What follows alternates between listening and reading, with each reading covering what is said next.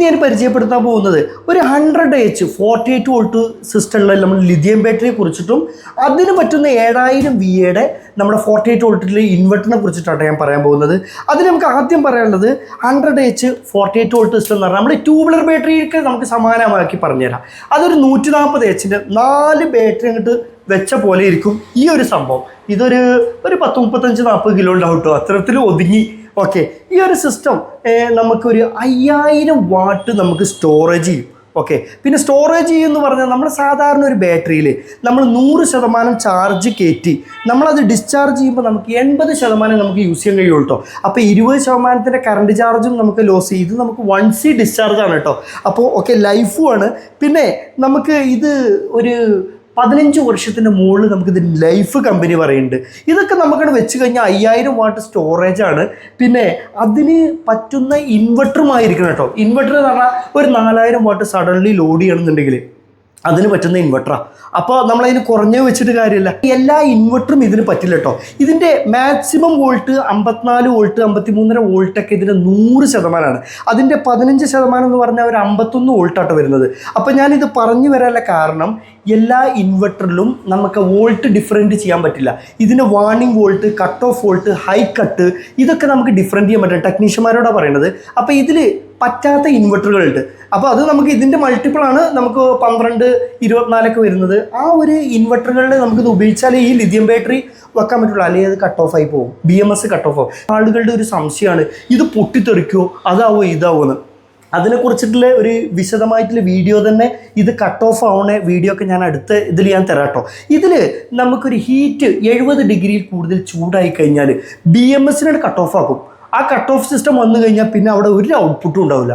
അപ്പോൾ അതിനെപ്പറ്റി ആളുകൾ പേടിക്കൊന്നും വേണ്ട. നമ്മൾ വണ്ടിയിൽ പൊട്ടിത്തെറിച്ചു, അവിടെ പൊട്ടിത്തെറിച്ചു, ഇവിടെ പൊട്ടിത്തെറിച്ചു എന്നൊക്കെ പറഞ്ഞിട്ട് ഒരുപാട് ആളുകൾ പേടിച്ചിട്ട് ഇത് സ്റ്റോപ്പാക്കി നിൽക്കുന്നത്. അപ്പോൾ അതിനെ പറ്റിയിട്ടൊന്നും പേടിക്കേണ്ട. അതിൻ്റെ പ്രൊട്ടക്ഷൻ സൈഡിലുള്ള നല്ല BMSും ആക്റ്റീവ് ബാലൻസറൊക്കെ ഉണ്ടെങ്കിൽ നോ ടെൻഷൻ. ഈ ഒരു സിസ്റ്റം അതിൻ്റെ പാക്കഡ്, ഇതിൻ്റെ ഒരു അസംബിൾഡ് സെപ്പറേറ്റ് ആണ് ഈ കാണുന്നത്. ഇത് രണ്ടും ഏകദേശം ഒന്ന് തന്നെ വേണമെങ്കിൽ പറയാം. ഇതിൻ്റെ ഒരു സൈഡാണ് എല്ലാ സിസ്റ്റവും എല്ലാ ഫംഗ്ഷനും ഇതാക്കിയിട്ട്. ഇനി ഒന്നും ഇങ്ങോട്ട് വരും, ഞാൻ അവർക്ക് ഉദാഹരണം ജസ്റ്റ് ഒന്ന് കാണിച്ചു തരാം. ഇത് നമ്മൾ ഓൺ ചെയ്തു. ഇതിൻ്റെ നമുക്ക് ഈ ബാറ്ററികളുടെ ഷെയറിങ്, BMS ഷെയറിങ് ഒക്കെ ഇതിൽ കാണിക്കും കേട്ടോ. ഓക്കെ, എല്ലാം ഇതിൽ കാണിക്കും. ജസ്റ്റ് ഒന്ന് ഓണാക്കട്ടെ. ഓക്കെ, ഇതിലിപ്പോൾ 70%, ഇതിൽ 51.6 എന്ന് പറഞ്ഞത് 70%.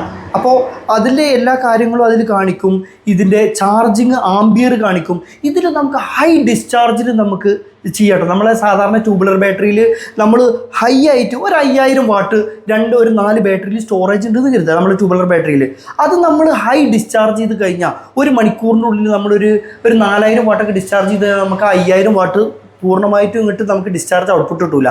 ലോസായിട്ട് നമ്മൾ വാട്ടുകൾ ഇങ്ങനെ ഉപയോഗിച്ച് കഴിഞ്ഞാൽ, ലോസ് എന്ന് പറഞ്ഞാൽ നമ്മുടെ ഒരു 1000 വാട്ടൊക്കെ ഒരു 48 വോൾട്ടിലാണെങ്കിൽ ഒരു 1000 വാട്ടൊക്കെ ഉപയോഗിക്കുകയാണെങ്കിൽ നമുക്ക് കറക്റ്റ് 5000 വാട്ട് കിട്ടും. ഇത് നമുക്ക് 5000 വാട്ട് 4000 വാട്ട് വേണമെങ്കിൽ ഒരുമിച്ച് ഇങ്ങോട്ട് തള്ളിയാലും അതിൽ ലോസേജ് ഒന്നും വരില്ല കേട്ടോ. അതിന് ഉദാഹരണം പറയുകയാണെന്നുണ്ടെങ്കിൽ നമ്മളിങ്ങനെ ആലോചിക്കുക, ഒരു 10 ലിറ്ററിൻ്റെ ഒരു ബക്കറ്റ്, 10 ലിറ്ററിൻ്റെ ഒരു ബക്കറ്റും ആണ് ഈ ലിഥിയം ബാറ്ററി എന്ന് കരുതുക.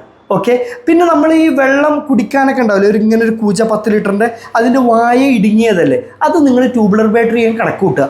അപ്പോൾ നമ്മൾ ഇതിൽ ചാർജിങ് നമുക്കൊരു 80 ആംബിയർ 100 ആംബിയർ വരെ ചാർജിങ് ഇതിൽ കയറ്റാട്ടോ.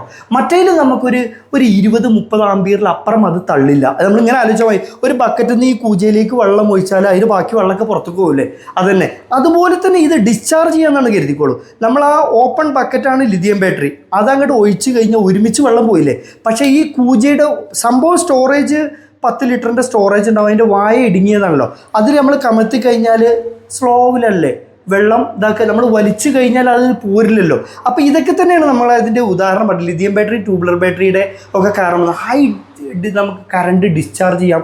അതുപോലെ ഹൈ കറണ്ട് നമുക്കതിൽ പെട്ടെന്ന് നമുക്കതിലേക്ക് ആംബിയർ തള്ളിക്കൊടുക്കാം കേട്ടോ. ഇങ്ങനെയൊക്കെ കുറേ കാര്യങ്ങളുണ്ട്. ഇനി ഇതിൻ്റെ വിശദമായിട്ടുള്ള വീഡിയോ ഒക്കെ ഞാൻ അടുത്തതിൽ അതിൻ്റെ ഉൾഭാഗങ്ങളുടെ പ്രവർത്തനം, കാര്യങ്ങൾ, BMSലെ ഓരോ ബാറ്ററിയുടെ കട്ട് ഓഫ് കാര്യങ്ങളൊക്കെ ഞാൻ അടുത്ത വീഡിയോ ആയിട്ട് വരാം. ലിഥിയം ബാറ്ററിക്ക് നമുക്ക് 5 വർഷം ഓൺസൈറ്റ് പറഞ്ഞിട്ടുണ്ട്. ഇൻവെർട്ടറിന് 2 വർഷം ഗ്യാരണ്ടി വരുന്നുണ്ട്.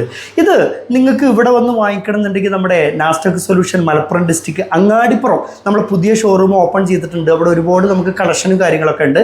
അതുപോലെ ഇത് നിങ്ങൾക്ക് കൊറിയറായിട്ട് വിട്ടു തരണമെന്നുണ്ടെങ്കിൽ നമ്മൾ കൊറിയറായിട്ട് വിട്ടുതരാം. കൂടുതലും നിങ്ങൾക്ക് എന്തെങ്കിലും സംശയങ്ങളൊക്കെ ഉണ്ടെങ്കിൽ എൻ്റെ വാട്സപ്പ് നമ്പർ താഴെ കൊടുക്കുന്നുണ്ട്, അതിൽ നിങ്ങൾക്ക് ബന്ധപ്പെടാം കേട്ടോ.